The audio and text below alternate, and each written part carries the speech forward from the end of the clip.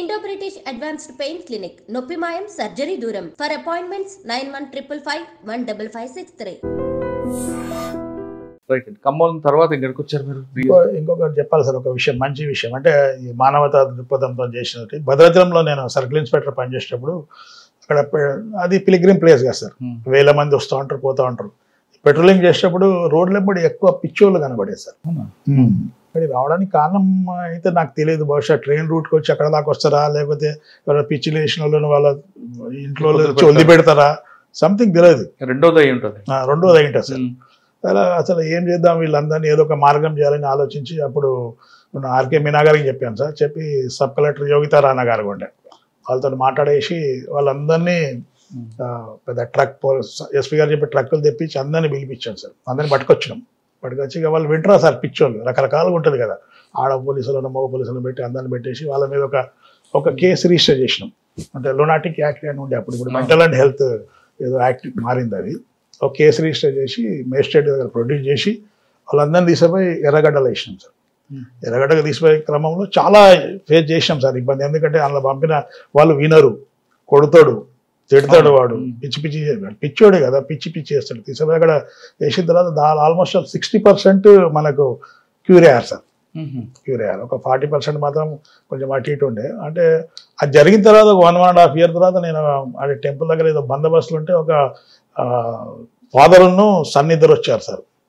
Father వచ్చి నా కాళ్ళ మీద పడ్డాడు. నాకు అర్థం కాలే ఏంది అని. ఆ పిల్లని చూస్తే కూడా నేను గుర్తుపట్టలే సార్. మా కొడుకు ఇక్కడ పిచ్చోడే, వాళ్ళ నాగ్పూర్ సార్, వాళ్ళు ఇక్కడికి వచ్చాడు. నా కొడుకు ఇట్లా మీరు మెంటల్ హాస్పిటల్ వేశారు సార్, ఇట్లా బాగా అయిండు, నాకు ఈరోజు కొడుకు దక్కిందంటే only because of you sir అని. చాలా మంచిగా అనిపించింది నాకు. అంటే కొందరికన్నా నేను ముందు చెప్పాను కదా సార్ మీకు, ఈ డిపార్ట్మెంట్లో ఉంటే ఏం చేయొచ్చు ఏం చేయకూడదు అని. ఏమైనా చేయొచ్చు, చేయాలనుకుంటే ఏమైనా చేయొచ్చు, ఏ ఎక్స్టెంట్ కన్నా పోవచ్చు మంచి చేయడం కొరకు. రూల్ అతిక్రమించి కూడా చేయొచ్చు సార్ మంచి చేయడం కొరకు. చేయాలంటే పోలీసు వాళ్ళు చేయాలంటే ఆకాశమే హద్దు సార్.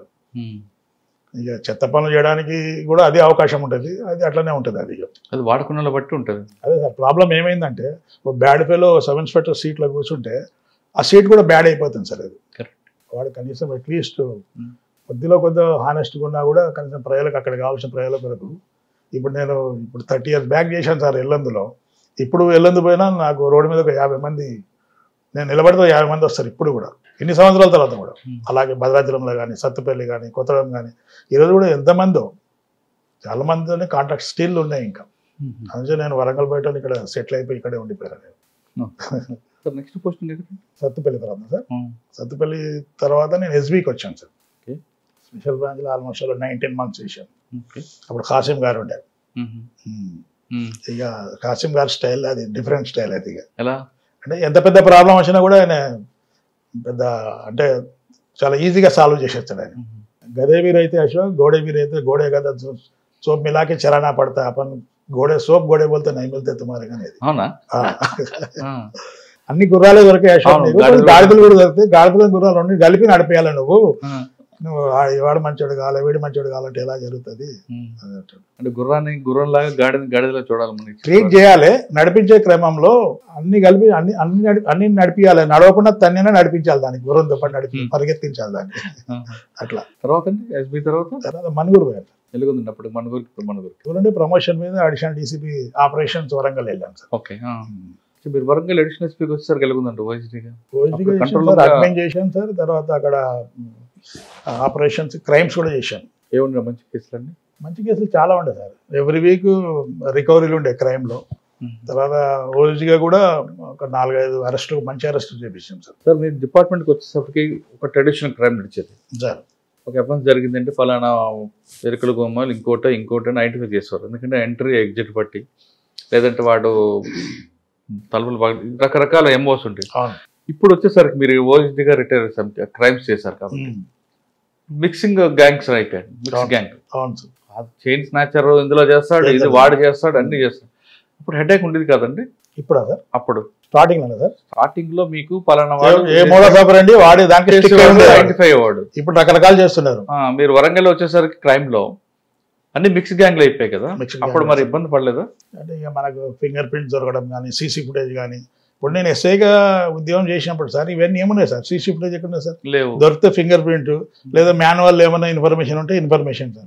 అయినా కూడా కేసులు డిటెక్ట్ చేసేది కదా సార్. అంటే మేము ఎస్ఐగా ఉన్నప్పుడు ఎలా ఉండే సార్, మెంటాలిటీ ఎలా ఉండే అంటే, నాది ఎలా ఉండే అంటే ఎవరిని తలకాయన బలగొట్టిండంటే నా ఇంట్లో ఎవరిదన్నా తలకాయ బలగొట్టింది కావచ్చు, ఒక లేడీని హరాజ్ చేసిండంటే నా ఇంట్లో లేడీకి హరాజ్ చేస్తే ఎలా ఉండేది, ఏమైనా జరిగితే నాకే జరిగిందా అనేది ఉండేది సార్. అంటే ఓన్ చేసా మండలంలో ఉన్న ప్రజలంతా ప్రశాంతంగా ఉండాలి, ఎవడు బాధపడద్దు, అందరూ ప్రశాంతంగా ఎవరిని బతుకు వాడు బతకాలి, ప్రశాంతంగా బతకాలి.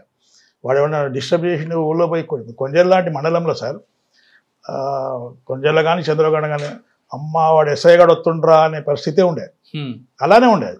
అంటే మంచోళ్ళతో మంచిగా ఉండే సార్. ఈ ఫ్రెండ్లీ పోలీసింగ్ అంటే మంచోళ్ళతోనే, బ్యాడ్ పీపుల్కు బ్యాడ్ ఎస్ఐ.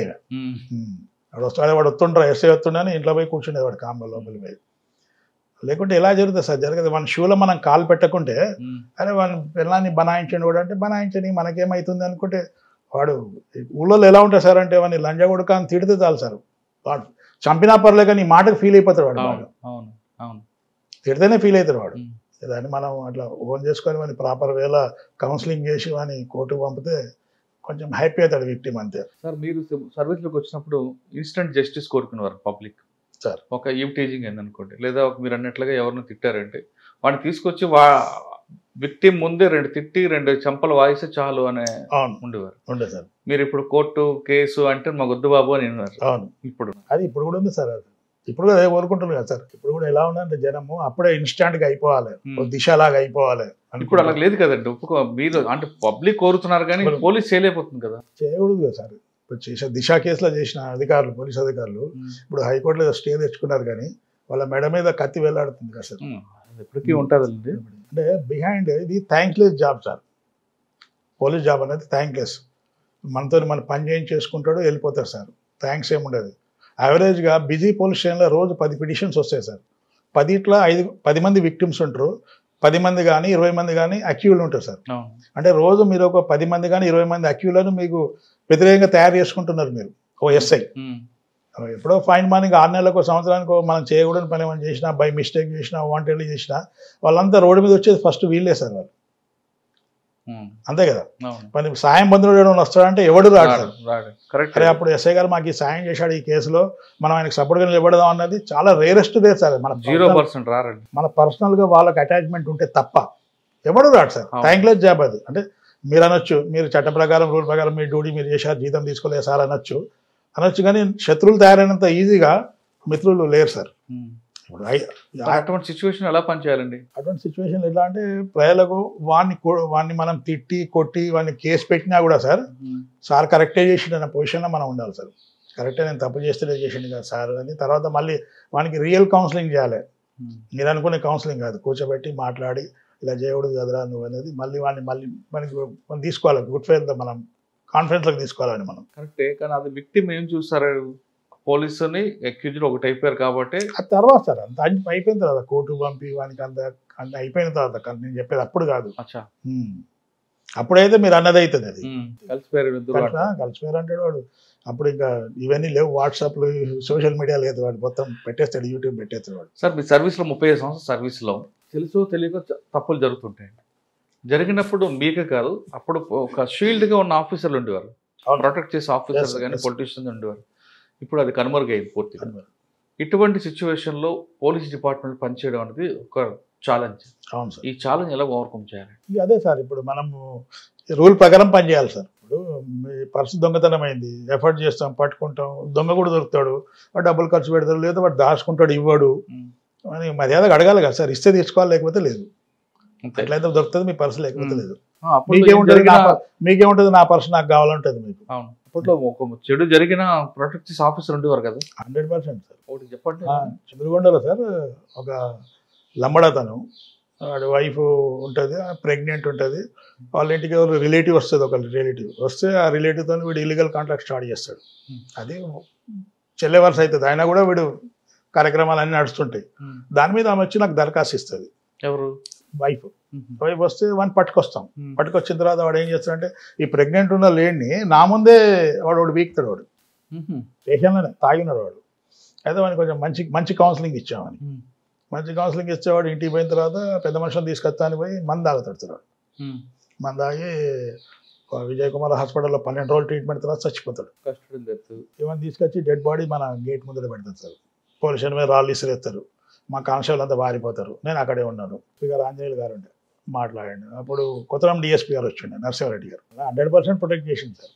ఎస్పీ గారు ఏమన్నా అంటే ఒక దశలో వాడిని ఎందుకు అలా ట్రీట్ చేశాడు అని అందుకు మంది తాగాడు అంటే మన ఇంటెన్షన్ ఏమున్నా సార్, ఒక ప్రెగ్నెంట్ లేడీని మన ముందే కొడితే హరాజ్ చేస్తుంటే వాడిని కౌన్సిలింగ్ ఇవ్వకుండా వదిలి పెడదామా? మన ఇంట్లో మన జరుగుతూ వదిలి పెడదామా? అలా కౌన్సిలింగ్ కొంచెం మంచిగా ఇచ్చినాం. కౌన్సిలింగ్ ఇస్తే అలా చేసుకున్నాడు వాడు. మనం చంపలే కదా సార్, వాడే మందాగి తెచ్చుకున్నాడు. కాబట్టి పోలీస్ స్టేషన్ పోయినా ఇంటికి పోయిన తర్వాత మందాగాడు. దాంట్లో ఆ ఇష్యూలో నరసింహారెడ్డి గారు అడ్డంగా నిలబడ్డాడు సార్. లేదు సార్, ఎస్ఐ మీద ఛార్జ్ మేము వేయడానికి కూడా లేదు.